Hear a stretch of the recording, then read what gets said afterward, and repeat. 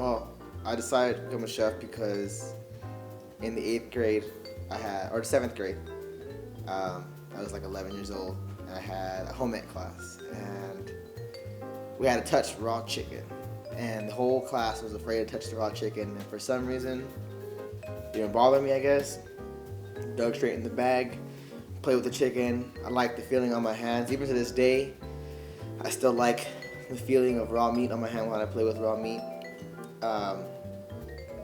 And ever since then, ever since that home ec class, ever since that day playing with the raw chicken, seeing that those kinds of things that bothered normal people didn't bother me, just decided to be a chef from then on. It seemed to fit.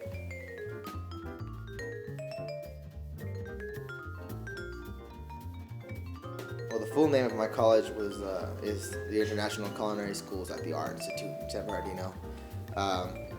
I went there from 2009 till 2014, 5 years. I have 3 college degrees. I got 2 associates and a bachelor's. I just finished my bachelor's. I got culinary arts associates, baking and pastry associates, and I just finished my hospitality management bachelor's degree.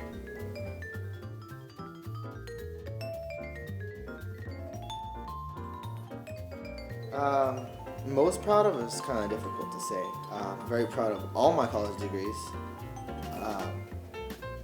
but I think I had more fun and enjoyed my first college degree the most because that's where I have most of my passion at, my culinary arts degree. My baking and pastry degree I got because I wanted to be a more well-rounded chef and I wanted to know all aspects of culinary. And my last one I got because, my hospitality degree I got because being able to run a kitchen is great, but being able to run a restaurant or a hotel or a hospital or a cruise line is better. I can, with these college degrees that I have and with the experience that I'm getting right now in the industry, I'll be able to run both front of the house kitchen or back of the house kitchen and front of the house management side of everything. So I can do everything for the hospitality industry, basically.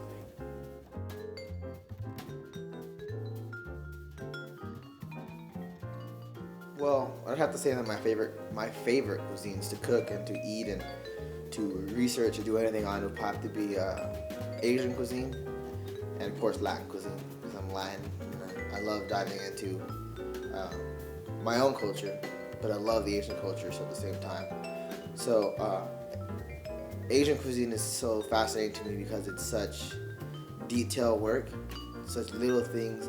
It takes more time to prep Asian food than actually to cook Asian food, which is it's exciting to me because I love prep. And Latin food is just great because it's like taking an adventure, not to sound cheesy, but taking an adventure into my own culture. Not just Mexicans, but Spain, Brazilian food, Colombian food, anything like that. So I'm actually gonna make some Latin flair for you today, some Latin food for you guys. I'm gonna make a Mexican marinated chicken breast with a cilantro sour cream, sauteed vegetable medley, and some Spanish rice.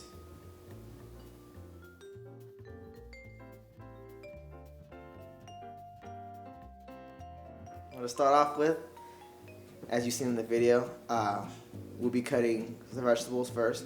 Start off with the yellow squash and the Mexican squash, cutting them in rounds, cutting them in half moons, pushing them to the side. Next one will be the onions. The onions come into a nice little julienne slice. Little slices is a culinary term.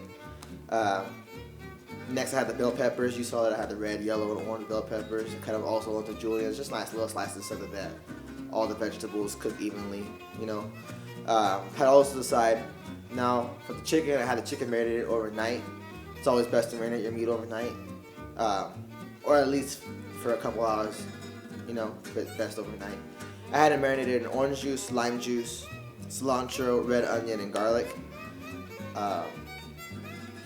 Basic Mexican marinade that you can get from anywhere, but I made it myself. Our Spanish rice was my mom's old recipe, so can't tell you that. Saute the vegetables. What you want before we start that, let me get ahead of myself. You're gonna get the oil hot in the pan. You're gonna add the chicken to the pan. Get a nice sear on. That's how you cover it with the lid so you can keep all the heat inside. While that's going, you get your other pan set ready, some oil in it. You're gonna saute your onions and your bell peppers and your garlic first. Get those nice and caramelized, then you're gonna add your squash. After all your vegetables are caramelized, your onions, your bell peppers, your garlic is nice and caramelized, it's nice and soft and brown. You're gonna add your squash to it because your squash cooks really fast, so it's gonna be in there for maybe 2-3 minutes because of how thin you're gonna cut them. Throw them in there, season them, salt, pepper. As you saw in the video, I threw a little bit of Brazilian rum. Light it up so you get a little bit of flame. Cook all that alcohol off. It just adds a little bit of kick to your onions. Once that's done, you put it to the side. By that time, your chicken should be ready, so you go back to it. Chicken takes maybe about 15 or 20 minutes total to cook all the way through. Take it out, put it on your cutting board, let it rest for about 2, 3, 4 minutes.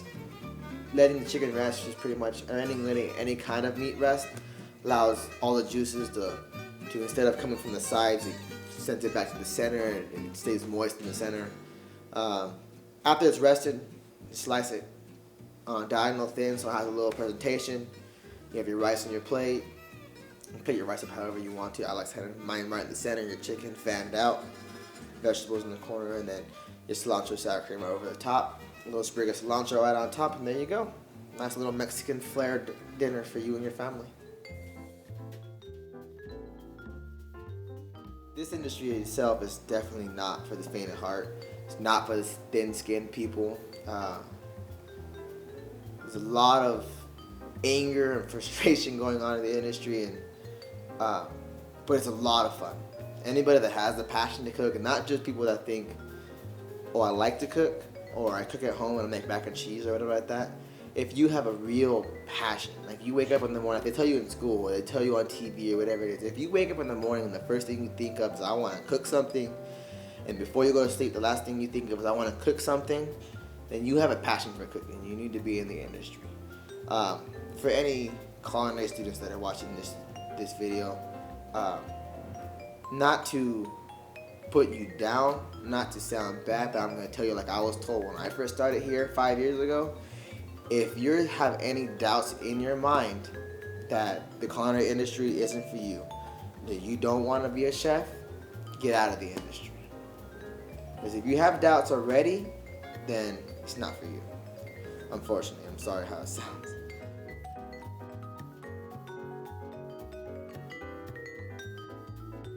I'm executive for the military base right now. I've worked for hotels, I've worked for the schools, I've worked weddings, birthdays. So ever since culinary school, I wasn't originally in culinary school, my goal is to work every job possible in the culinary industry. Whether it's cruise lines, hotels, hospitals, airline, catering, everything like that. Anything and everything that you have to think, that you would think that cooking is involved, I want to at least try. Whether you guys' goals are in culinary is to work in a fine dining restaurant, to be like me and just do everything, to work in a little diner or own your own place. Whatever it is, work towards it. Set a real goal and work towards it. Don't just think of it as an idea. Set it as a goal and write down what you have to do to get to where you want to be.